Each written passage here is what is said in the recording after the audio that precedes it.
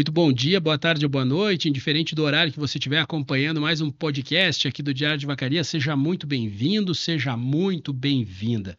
Felizmente estamos recebendo aqui mais uma vez aqui no Diário de Vacaria convidados muito ilustres que vêm a contribuir e muito, né, com o desenvolvimento aqui da nossa cidade e da nossa região dos Campos de Cima da Serra. A pauta de hoje é uma pauta que chama a atenção de todos nós, principalmente naquele caderno, né, que é o nosso caderno de negócios e valores, onde a gente amplia um pouco mais o lado do empreendedorismo e entende todas as verticais que fazem parte do processo. E hoje vamos falar um pouquinho sobre a questão do trabalho.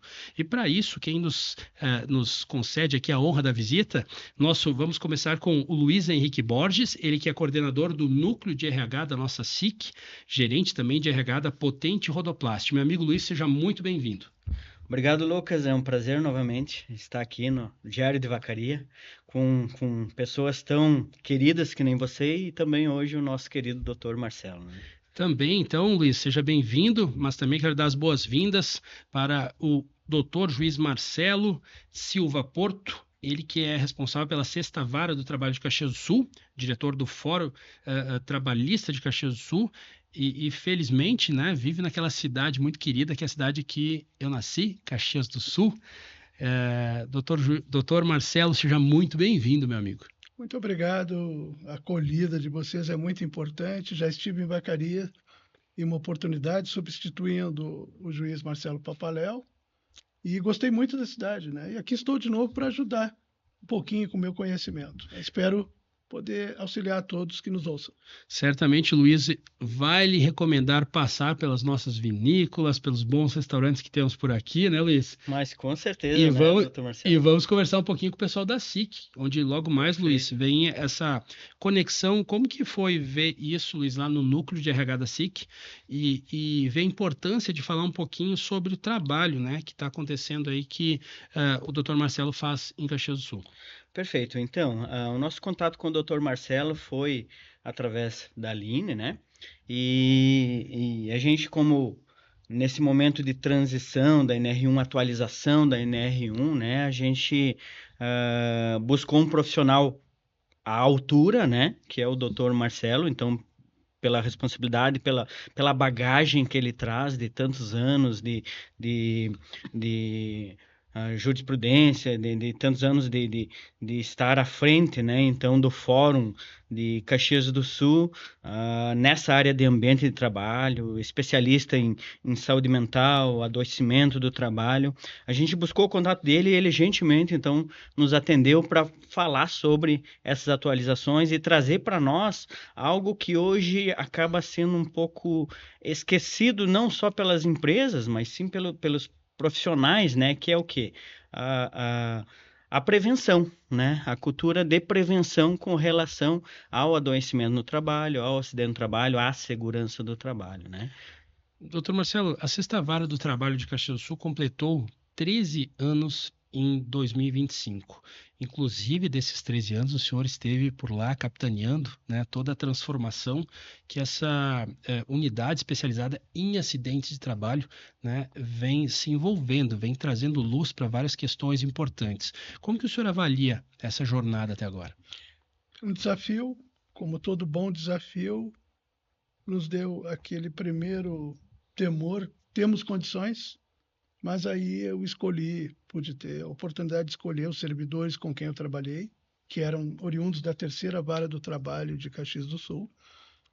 6 servidores, nós começamos com 6, hoje temos 9, né? E com 9 conseguimos desenvolver o nosso trabalho.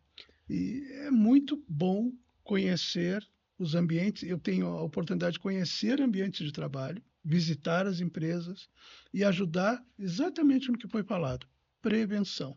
É isso que eu busco. Importante a gente contextualizar também, doutor, uma questão que lá em 2012, a estrutura da vara nasce diferente de outras que até então não tinham, a questão de ser uma vara toda eletrônica. Isso trouxe também uma celeridade, uma transparência para os processos que por lá estavam? Na verdade, foi uma situação nova para os advogados.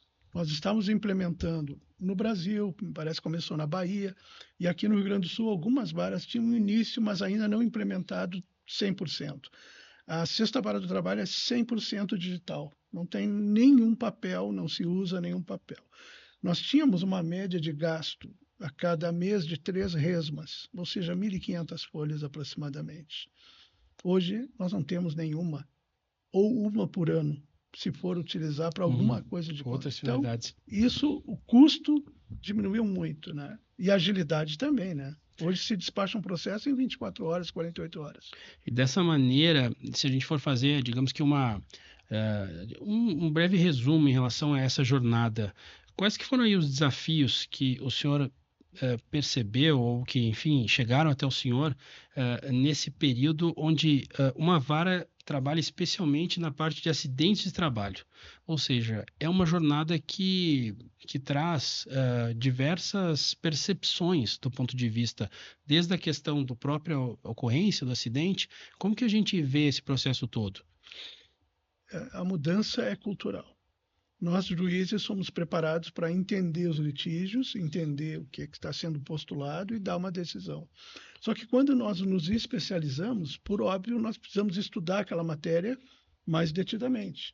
E dentre essas matérias de adoecimento, obviamente, se incluem também os transtornos mentais relacionados ao trabalho. Então, precisou haver em algum momento, isso foi feito lá para 2017, essa especialização que eu tenho, e depois fomentei essa cultura também de que os meus servidores olhassem, né, as pessoas que têm o transtorno mental de uma forma diferenciada, não apenas assim, bom, ele está triste, está choroso, está com alguma dificuldade e a gente não consegue ajudar. Não, vamos ajudar sendo o mais céleres possível, né, que seja possível, na solução dos processos. E isso o processo judicial eletrônico ajuda muito, né? E somos cobrados pelos advogados disso, não tem como ser diferente, né? Luiz, um ponto interessante que a gente pode falar um pouquinho, Luiz, até para a gente aproveitar, né, a presença do Dr. Marcelo por aqui, é que muitas vezes a impressão que a gente tem é que as pessoas que se distanciam das melhores práticas de segurança do trabalho, elas acabam somente entendendo que precisam agir quando acontece um problema maior. O que a gente pode falar sobre isso, Luiz? Então, é exatamente o que o Dr. Marcelo fala com cultura. É como a gente estava falando antes da questão do seguro do carro, né? A gente faz um seguro do carro não porque você acha que vai sofrer um acidente. Você não quer sofrer um acidente. Na empresa é igual, você não quer sofrer um acidente. Mas você precisa pensar que pode acontecer e tomar providências, prospectar no ambiente de trabalho situações que podem trazer a ocorrer um acidente de trabalho. Esse é o importante, só que as pessoas, na maioria das vezes, elas acabam deixando, né, doutor Marcelo, para ver após o ocorrido. E esse eu acredito que seja o maior erro das pessoas nesse sentido, de não se precaver antecipadamente a isso. Doutor Marcelo, dessa forma, a gente pode entender que a partir do momento que as pessoas se deparam, né, com o trabalho do senhor, com o trabalho dessa vara que está focada justamente numa pauta específica, a gente pode concluir que esse trabalho ajuda também a prevenir os próximos acidentes? A intenção básica é essa, não é exclusivamente a punibilidade, né? Ou seja, o juiz tem essa visão, bom, ele vai me punir, vai me condenar. Não.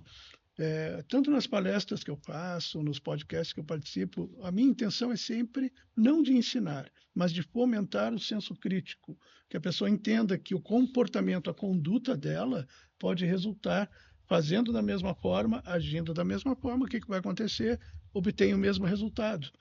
Então, não há como modificar aquilo que se faz da mesma maneira, né? Então, a minha intenção é sempre mostrar, como eu pretendo mostrar hoje na palestra na Casa do Povo, né? Isso. Exatamente isso, a possibilidade de nós mudarmos, se não culturalmente, mas pelo menos um senso crítico daqueles que têm o poder de decisão dentro da empresa, que isso que é importante, levar o RH, levar o CEO, o diretor-geral, o pessoal do PCMSO, do SESMIT, para fazer uma visão mais sistêmica do ambiente de trabalho e não apenas segmentar.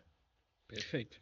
Doutor, da mesma maneira que a gente percebe essa evolução que o senhor vem trazendo nos últimos anos, a gente também percebe que muitas coisas relacionadas ao próprio formato do trabalho vem evoluindo. Então, da mesma maneira, a gente vê as leis acompanhando essa evolução. A gente pode citar essa questão que agora a gente fala bastante da NR1 como uma evolução das leis? Na verdade, a NR1 é a base. Então, as outras NRs derivam dela, no sentido de dizer cada uma tem a sua área específica para ser aplicada. Tá? Quando nós falamos da NR1, se ela melhorou, ela apenas ampliou o que já existia, mas explico.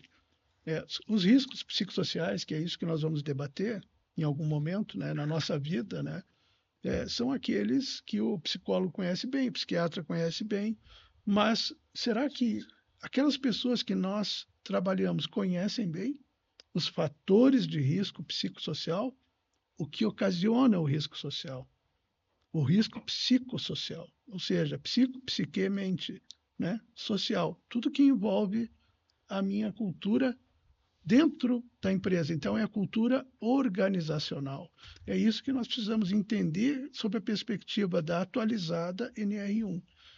Doutor, desculpa até por essa pergunta, né? Mas eu teria uma curiosidade em relação a esse tema. Eu não sei, Luiz, se tu concorda comigo ou não, mas por favor. A gente fala muito sobre essa questão da mente, mas a gente vive também no momento onde a gente, pela primeira vez, a gente está vivendo com 6 gerações diferentes, né? No mesmo espaço de tempo. Da mesma maneira como a gente tem aquele funcionário que tinha uma concentração impressionante, a gente tem aquele jovem que ele foi construído para ele ser multitarefa, como eles costumam vender, né, por aí nos comerciais, para ser multitela. Ou seja, ele está numa ação, está numa outra. Como que também a gente pode, digamos que assim, encaixar, né, a leitura, não sei se a gente diz assim, a interpretação da lei com esse conceito? Eu vivo esse conflito de gerações em audiência. Eu vejo que os mais jovens não têm tanto respeito, não estou a dizer todos, mas não têm tanto respeito à figura da autoridade. Eles não entendem muito o que é autoridade. Quando a gente fala em foco, eu sempre digo isso, foco não é apenas me concentrar em algo que eu tenho que fazer. Foco é dizer não a algo que eu não preciso fazer. Eu estou negando uma situação para dizer que eu tenho que fazer outra. Eles não negam, eles são multilaterais. Se fala muito, né, atualmente, os encontros são multilaterais, não são unilaterais ou bilaterais. Então, eles têm várias informações ao mesmo tempo em algo que está na palma da mão, né, e vai dizer o que ele quer ouvir, muitas vezes. Né? Então, nem sempre vai ser a melhor reprodução da realidade ou do que eles vão enfrentar. O que um jovem vai enfrentar na vida e que nós enfrentamos em algum momento? Resultado. Será que nós precisamos tirar 10 na nota lá da prova, tirar 8, tirar 7 para passar? Qual era o resultado? Eu aprender. Eu preciso aprender alguma coisa para levar para a vida, porque a vida vai me fazer uma prova a cada dia. Hoje nós estamos aqui numa prova, vocês estão me sabatinando, né? Poderia ser eu sabatinando vocês. Vocês estão dizendo assim, me diga o que eu tenho que fazer, me dê uma solução. Né? Como é que eu dou essa solução? Dizendo que, em algum momento, vocês serão cobrados por uma palavrinha chamada resultado. Portanto, estejam preparados na vida.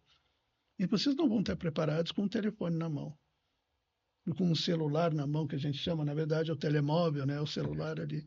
Vocês não vão estar preparados. Vocês precisam estar preparados como ser humano. Ter os 2 olhos abertos, e não apenas um, enxergando o que quer ver. Perfeito. Doutor, para nós leigos, isso é um alento. Mas me perdoe mais uma vez, mas pela perspectiva de um juiz, pela perspectiva de uma pessoa que tem que ter uma compreensão tão vasta. Uma das coisas que eu aprendi lá no curso de jornalismo é que a gente tinha o transmissor da mensagem, o receptador, a mensagem e o ruído. Né?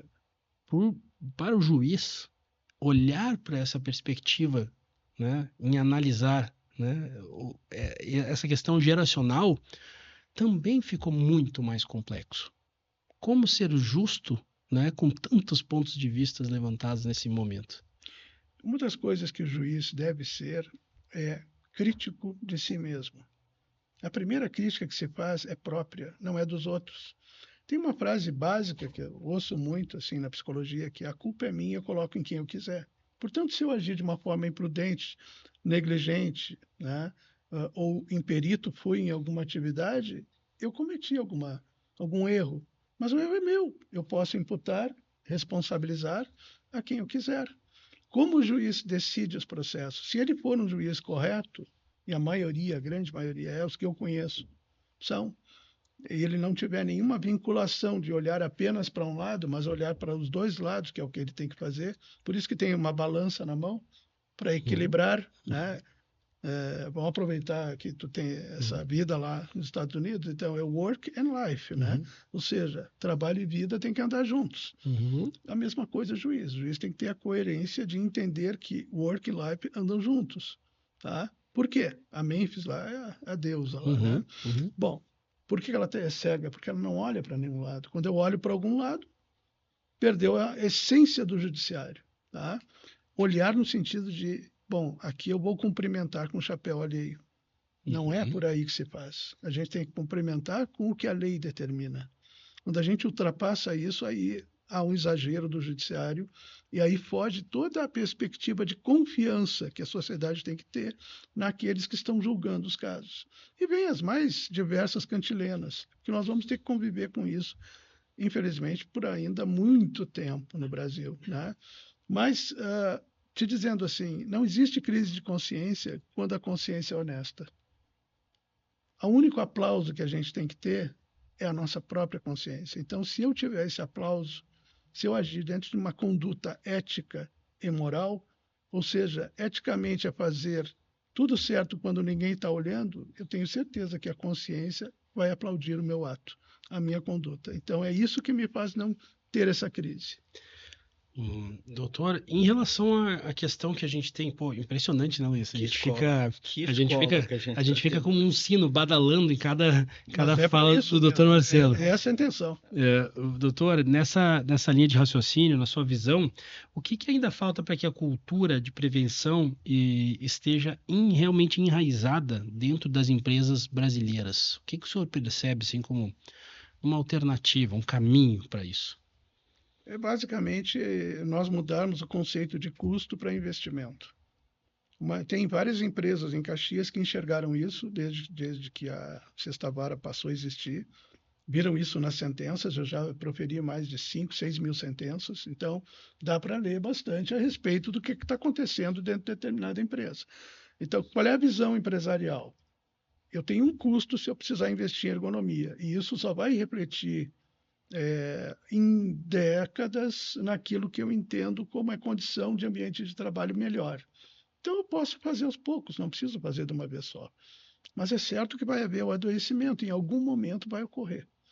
Tá? Então, quando eu invisto em máquinas e equipamentos com proteção, tá? Ou seja, NR12, basicamente é isso. Tá? Sabes o que eu estou falando, né? Isso. NR12 é o terror dos empresários. Né? Buscam uma máquina na Alemanha, trazem para cá, não pode usar porque não está adequada a NR12. Né? Então, um terror. Isso eu ouço todos os dias dos empresários a mesma queixa. Eu cumpro a lei. O Ministério Público do Trabalho cumpre a lei. O que tem que se fazer?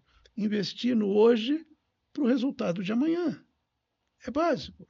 Assim, se a gente vai pensar, olha como tu estás hoje. Como é que tu sabe como tu estás hoje? Olhem para vocês. O que vocês fizeram antes. Olha como tu vai estar. Imagina como tu vai estar daqui a 10 anos. Olha o que tu estás fazendo hoje. É a mesma coisa do lado empresarial. Como eu estou hoje, era o que eu fiz ou deixei de fazer há 5, 10 anos. Como eu vou estar daqui a 5, 10 anos? É o que eu faço hoje. É o que eu tomo de atitude.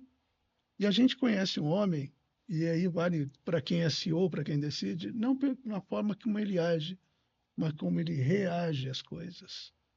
Pensem nisso. É como a pessoa reage que ela vai mostrar para você que ela tem uma conduta eficiente ou não no meio social que ela vive. Doutor, dessa forma, eu não sei, fico pensando muito sobre duas, não digo causas, mas eu gosto de comparar fazer essas relações entre a maldade e a ignorância. A maldade é aquela pessoa que que tira a vantagem daquele funcionário. Exatamente. por saber, né? Conscientemente, né? Conscientemente. Conscientemente. Já a ignorância não. A ignorância é que a pessoa não teve a oportunidade, por N razões, de fazer uma ação para um funcionário, estabelecer coisas que às vezes soam até como uma linha da vida, coisas mais, digamos que assim, até corriqueiras dentro do trabalho. Como que se a gente fosse olhar para o cenário hoje, como que essa balança, como que o senhor vê essa balança? Quanto mais eu souber, vamos pensar em nós três aqui. Quanto mais nós sabemos, mais medo a gente tem de cometer determinada situação que me prejudica ou prejudica a terceiro. Exato. Quanto menos eu sei, quanto mais ignorante eu sou, muito mais livre eu me sinto para fazer qualquer coisa. Então, às vezes, a ignorância é um bálsamo para algumas pessoas. E, às vezes, o saber é uma forma de frear, né? O que baliza os nossos desejos é a nossa moral. É o que nós temos de, bom, aqui eu vou parar. Daqui por diante eu não vou prejudicar o Luiz, não vou prejudicar mais ninguém. Então, a nossa moral para ali, porque nós temos um balizamento. O que acontece nas empresas? Se culturalmente o CEO, o diretor-geral, o RH mesmo tem orientações de não balizar isso dentro do ambiente de trabalho, o que vai acontecer? Eu vou me sentir um ignorante e vou ter apoio na minha ignorância. Não um nécio, o idiota, o completo idiota. Não, mas eu vou ser um ignorante por não querer crescer na minha vida profissional. Ou apenas crescendo em cima do outro, né? Crescendo usando o outro como escada. Então é complicado de falar isso, mas precisamos ser cada vez mais conhecedores de algo para podermos entender os nossos limites e os limites dos outros. Boa, Luiz. Uma das coisas que a gente está vivendo agora, pelo menos nesses últimos, será que a gente pode falar 2 anos? Mas a gente assiste, todo mundo ainda muito surpreso, né? Nós mesmos estávamos falando aqui agora há pouco da chegada da inteligência artificial. Ela traz resultados impressionantes. E a gente vê também no ambiente de trabalho a parte de automação, de monitoramento digital. Essa construção toda, o senhor acredita que ela vai reduzir acidentes de trabalho? Sim, Caxias está caminhando nesse sentido, com a robotização, que eu chamo assim, né? Transformar alguns postos de trabalho mais perigosos em robôs, né? Isso já existe na Europa há muito tempo, né? Fábricas grandes de automóveis e tal utilizam a robotização. Então, nós estamos nesse caminho de ligar duas questões, a inteligência artificial e robotização, né? Nós mesmos, os advogados, Ministério Público, utilizamos inteligência artificial para auxiliar no trabalho, mas não para fazer o nosso trabalho. Auxilia em resumo de trabalho, auxilia em pesquisa de jurisprudência e tal, mas nós ainda temos a necessária inteligência, porque ela é, no meu conceito, inteligência artificial, mas ela não é tão artificial, porque ela depende de que se fomente nela, de que se insira nela. Os dados, né? Os dados da inteligência, né, natural. Ela vai buscar os dados que tem em algum lugar que foi alguém que colocou, né? Então, nós precisamos inserir algumas situações, é o prompt que a gente chama, né? Então, a gente dá o caminho para que ela siga. E muitas vezes não dá 100% certo. Mas nós estamos caminhando muito para isso. Só para ter uma ideia, rapidamente, o tribunal já tem juízes utilizando inteligência artificial, Tribunal do Trabalho da 4ª Região, que inclusive ganhou prêmios agora com o projeto Galileu, que 47%, houve um acréscimo de 47% na força de trabalho, só com utilização de inteligência artificial e auxílio às sentenças. Outro ponto importante seguindo essa lógica, se a gente fala da inteligência artificial, por um lado, a experiência também fala muito sobre a questão do relacionamento com a questão, por exemplo, do CREA, dos sindicatos e entidades de classe. Esse alinhamento, como que ele pode fortalecer a questão de prevenção, segurança? Como que o alinhamento dessas entidades pode trabalhar junto para a gente ter cada vez mais segurança? Na verdade, existe um trabalho no Tribunal Superior do Trabalho que se chama Trabalho Seguro. As pessoas quiserem procurar na internet, Trabalho Seguro, é simples, aparece lá toda a missão desse trabalho. Eu já fui gestor do Trabalho Seguro no Rio Grande do Sul, 2017, 2018, e é importante exatamente essa interligação com as instituições todas, Ministério Público, sindicatos, trabalhadores, empregadores, né? Nós tivemos a oportunidade de agregar várias dessas pessoas, né, ativos da sociedade para buscar o que está acontecendo errado aqui, o que nós podemos melhorar. Então, essas circunstâncias fazem parte, sim, e integram o escopo também da Justiça do Trabalho para ampliar o prevencionismo, que é isso que se busca ao cabo. Dessa maneira, a gente tem que falar também, assim como a gente fala das entidades, a gente fala também da inteligência artificial. Eu gosto muito de fazer uma relação digamos que assim, da comunidade até o caminho da justiça do trabalho. Como que a comunidade pode se aproximar para justamente entender essa questão da prevenção, no sentido de olhar pela perspectiva dos trabalhadores, perspectiva dos empregadores, enfim, englobando a sociedade. Como que ela se aproxima da justiça do trabalho? Na verdade, o caminho muitas vezes é reverso, é a Justiça do Trabalho se aproximando do cidadão. O mediante, não gosto de usar o através, que parece que a gente já está atravessando alguma coisa e não é isso. É mediante, assim, programas que são instituídos pelo município, pelo Estado e pela União. Agora nós tivemos um programa em Caxias que se chama Jovem Aprendiz, que já é conhecido, né? Tinha mais de 1.000 pessoas só na abertura. Muitos jovens. A Justiça do Trabalho está lá dando apoio. Eu falei nesse programa. Então, a Justiça do Trabalho está se inserindo dentro de um contexto de justiça social, para que as pessoas sejam informadas sobre seus direitos como cidadãos. É isso que é importante, que eles tenham conscientização. Bom, se eu tenho direito, tenho uma obrigação. Se eu tenho uma obrigação, tenho um dever também. Não é apenas um direito. A sua vinda é um caso desse? É um caso desse. Eu gostaria muito de ajudar também a comunidade de Vacaria, que tenho aqui. Uma das minhas peritas ergonomista aqui oriunda tem a família toda aqui de Vacaria, me pediu, olha, fale para o meu pessoal lá, porque é importante para eles também isso, ter essa ideia dessa nova visão sobre, não a justiça do trabalho propriamente, mas saúde e segurança do trabalho. Como cultura, né, doutor? Como cultura, exatamente. Isso é Sabe, primordial. uma das coisas que eu gostaria de perguntar, até para ter um entendimento maior sobre isso, a justiça do trabalho, doutor, algumas vezes ela é vista como punitiva. Sim. O senhor acredita que essa percepção se deve também ao papel pedagógico que ela acaba tendo na construção de ambientes mais seguros? Não no papel pedagógico propriamente dito. Toda sentença ou toda punição tem um caráter pecuniário, que é condenatório, tem o pedagógico e tem o dissuasório. O dissuasório é porque não aconteça de novo.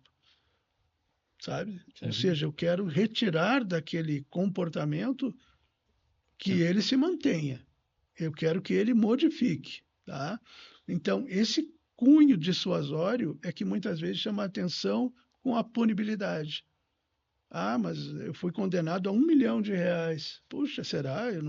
Será que merece tudo isso? O que é merecer? Se nós tivéssemos aqui que discutir valor de condenação, parece que é um chute do juiz, né? Que o juiz não estuda para isso, né? Eu, pelo menos, estudo, né? Pode haver algum momento uma subjetividade, mas existem, no caso dos acidentes de trabalho e doenças ocupacionais, objetividade. A jurisprudência diz como calcula, o próprio Código Civil brasileiro diz como calcula. Tá? Então, existe uma regra, que é bom que vocês saibam, quem está nos ouvindo também, é o artigo 944 do Código Civil, que diz assim, a indenização mede-se pela extensão do dano. Olha que tem uma ênclise aí que eu acho que para mim a indenização se mede pela extensão do dano. Mas o legislador colocou mede-se, e não é mede-se, CI é mede-C, mede-C, tá? Então, a indenização mede-se pela extensão do dano. É um parâmetro. Quanto maior o dano, maior a indenização. Quanto menor o dano, menor a indenização. É a racionalidade. Dessa forma, doutor, falando sobre os últimos 13 anos, né, que o senhor está nessa atividade, como que a gente... Tem algum caso, algo que marcou em termos de histórias humanas que fez realmente o senhor refletir sobre o seu trabalho? Na verdade, assim, todos os dias eu tenho casos que me chamam muito a atenção. Que nós temos fotos de acidentes mais graves possíveis. Faz parte, né? O dano estético, que é aquele que a gente pode ver, o dano moral é aquele que a alma sente, né? Isso aí fica claro, né? O dano estético é aquele que eu posso ver. É o que me gera uma ojeriza com relação a medo. Então, o que eu tenho visto assim que me chama muito a atenção? Acidentes que são injustificáveis nos ambientes de trabalho. Por exemplo, um senhor de 32 anos que morreu prensado entre duas bobinas, daquelas que são utilizadas, né, com aço, né? Duas bobinas. Morreu prensado entre duas bobinas. 32 anos, com 2 filhos pequenos. Justificar como isso, se essa bobina se moveu? Porque não houve uma análise preliminar do risco que poderia haver ele estando entre as duas. Ah, mas ele não deveria estar lá. Tá bom, até concordo que ele não deveria estar lá, mas se ele estava lá é porque alguém determinou que ele fosse até lá. Ele não foi gratuitamente até o local. Tá? Então, todos os dias eu julgo por ano 10 casos envolvendo morte. Isso já é demais para mim. Nós temos de 400 a 700 mil casos de acidentes no Brasil. Caxias de 5 a 8 mil casos de acidentes notificados. Então, nós podemos dizer que há acidentes não notificados. Subnotificação. O Brasil, infelizmente, nós estamos aí perdendo para a Índia, para a China, que tem muito acidente, para os Estados Unidos. Esse número que o senhor está falando da subnotificação, hoje, uma pessoa que, por exemplo, se envolve no acidente de trabalho e não quer, digamos que assim, procurar um advogado, é difícil para ela fazer essa notificação acontecer? Difícil não é. Ela pode, o próprio médico que atender ela no hospital pode iniciar esse trabalho, né? Mas existem, eu diria, 25% dos acidentes não são notificados. Inclusive, muitas vezes não é o normal por interesse do próprio trabalhador. É incrível dizer isso, mas ele não quer se indispor dentro da empresa, até para garantir o seu trabalho, e ele, com lesões de não tão grande monta, eles acabam por não... É o mesmo que acontece, mutatis mutandis, né, com as mulheres que são agredidas. Pois é, eu estava nesse pensamento, porque aqui em Vacaria, infelizmente, a realidade é dificílima. A gente vê um trabalho muito importante por parte da coordenação, delegado regional aqui, delegado De Favre, também a mesma coisa do pessoal do CRPO aqui no Nordeste, Coronel Becker, todos engajados na causa. Mas, infelizmente, doutor, o número é impressionante. É a mesma coisa em Caxias. É um absurdo. Absurdo. E aí a gente entende muito isso que o doutor fala, né? Muitas vezes a mulher, numa condição que ela se encontra ali, ela acaba não querendo... É o medo, né? O medo, é a questão de dependência financeira. Financeiro. E a gente pouco envolve um filho, então já pensa no filho também. Olha só, não quero usar esse conceito, mas eu tenho que usar esse conceito com vocês. A pessoa, quanto mais vulnerável, menos ela entende que faça jus a determinado direito. Certo. Perfeito. Ou seja, ela é mais ignorante, como a gente estava falando da ignorância, ela ignora qual é a consequência do não fazer. Isso para ela é o fator é o fator. Mas e para as outras mulheres e para os outros que sofrem acidente, como é que fica? Se a gente não faz um boletim, não sei se é esse o nome, na brigada lá para reclamar, para boletim de ocorrência, né? Para reclamar de alguma situação que aconteceu. Como é que a brigada vai saber? Falta o conhecimento, né? Eu me lembrei muito de uma passagem bíblica que se diz que o meu povo se perde por falta de conhecimento. E é o conhecimento que faz Quanto mais conhecimento, melhor. Essa é a minha intenção. Faz as pessoas ficarem no anonimato. Conhecimento. Eu acho que eu colocaria duas coisas. Eu adicionaria a questão da comunicação. Porque quanto mais ela fala, mais ela acaba levando a mensagem adiante. Doutor, só para fazer um parênteses, sim. Hoje aqui, inclusive na nossa SIC aqui de Vacaria, uma entidade muito respeitada, a gente tem um grupo de mulheres, um núcleo de mulheres empreendedoras da SIC. Elas estarão na palestra até. Elas estavam pela manhã em Gramado, sendo premiadas como uma das 3 iniciativas pela Federação, onde elas vieram, inclusive aqui, iniciaram esse ano podcasts mensais, né, falando sobre o empreendedorismo da mulher, sobre diversas situações aqui em Vacaria, e foram considerados pela Federação um dos 3 casos que mais podem contribuir né, com a saúde da mulher, com a questão de levar a mulher pelo empreendedorismo. A gente ficou muito feliz por isso, porque é justamente no momento que a comunicação chega para que aquela mensagem ela não seja somente um para um, e sim um para muitos.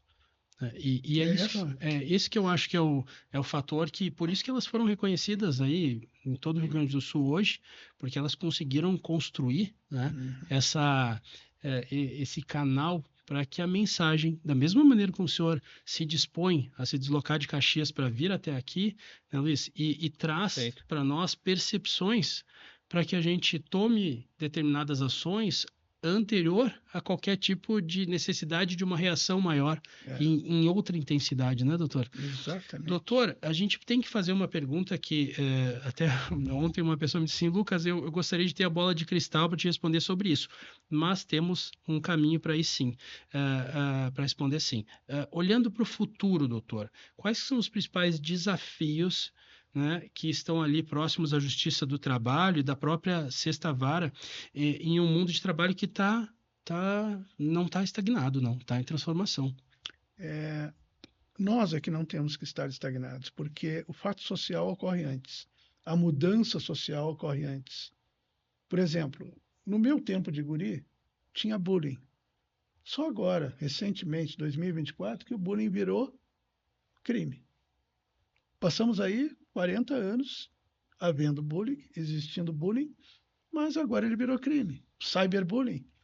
Quanto tempo existem problemas dentro da das internet, das redes sociais, né? Dos haters, vamos falar melhor algumas palavras, né? Apesar haters, de coroa, a stalker, gente conhece. diversos, É o stalker, né? Então, né? Pessoas que vivem stalkeando, a grande alegria dela. Tem pessoas em programas de televisão que só falam mal dos outros, das fofocas da vida dos outros. Cada um escolhe um caminho, né? Mas o que está acontecendo? Nós, enquanto juízes, temos que estar, ao menos, ao lado do fato social, compreender o fato social, para julgar o fato social. Porque se a lei não for revista, pelo menos a jurisprudência é. E o TST, nesse ponto, agora fixou precedentes de julgamento que vão facilitar muito a vida dos advogados e dos juízes, né? Porque decisões díspares sempre ocasionam recursos das partes que foram vencidas nas suas teses. Então, agora nós vamos ter um assentamento da jurisprudência, como é feito já pelo STJ, Superior Tribunal de Justiça. A mais alta corte nossa é o Supremo Tribunal Federal, então tem que respeitar as decisões vinculantes, mas o TST estava um pouco dormente nisso, e agora realmente tem decisões que vão mexer muito com a Justiça do Trabalho. Hoje não importa mais, só falando rapidamente, que a pessoa tenha 1 ou 15 ou 16 ou 30 dias de afastamento. Ela tem direito à garantia provisória de emprego de 1 ano. Tema 125, para quem tiver interesse, tema 125 do TST. Tá? Então, essas questões estão evoluindo socialmente, porque se viu o quê? Que geralmente o empregado ele só vai ter ciência de que adoeceu na empresa depois que terminou o contrato de trabalho. Não é quando ele está dentro, é depois que ele saiu da empresa. Então, são questões sociais que estão se movimentando. Muito bem. Bom, gostaria muito de lhe agradecer, doutor Marcelo, pela oportunidade que o senhor nos deu hoje de ter uma perspectiva muito nova, né? Até então, às vezes a gente tem uma percepção e quando a gente tem uma chance, né, de escutar toda a sua sabedoria, a gente acaba enxergando por outras perspectivas as coisas. Luiz, muito obrigado por ter vindo aqui. Mais uma vez, Lucas, parabéns pelo trabalho que o Núcleo de RH da SIC está fazendo, de trazer uma pauta tão importante como essa, mostrando justamente que existe uma visão, um trabalho muito, né, 360 graus lá dentro. Perfeito, perfeito. Muito obrigado, Lucas. Obrigado, doutor Marcelo. Acredito que hoje foi muito mais que um aprendizado. A gente fica perplexo de ver ele falar com tanta sabedoria, com tanta propriedade, né? Então, isso instiga... Quem puder ir à palestra de noite, que vai, né? Se ainda tem lugar, deve ter, né? Perfeito. Então, mas isso nos instiga a continuar, né? Nos mostra que a gente está no caminho certo. Buscando conhecimento, vendo os detalhes que muitas vezes as pessoas deixam esquecidas e sempre trabalhando na prevenção. Que bacana. Muito bem, Luiz, doutor Marcelo, pessoal, muito obrigado por estarem aqui. Para você aí de casa que acompanhou mais um podcast aqui do Diário de Vacaria, com toda certeza, esse é um dos podcasts que vamos destacar ainda mais pela grandiosidade das informações que falamos aqui, pela relevância aí para sua empresa. Escute esse podcast com muito carinho, porque ele foi feito realmente para que a sua empresa possa ter um pouco mais de cuidado, uma evolução importante, com um olhar, com uma perspectiva, com uma cultura de segurança cada vez maior. Continue acompanhando o nosso trabalho, a qualquer momento a gente volta trazendo o que é relevante para você aqui da nossa cidade, da nossa região, para que você continue sendo sempre muito bem informado. Valeu, pessoal, até a próxima!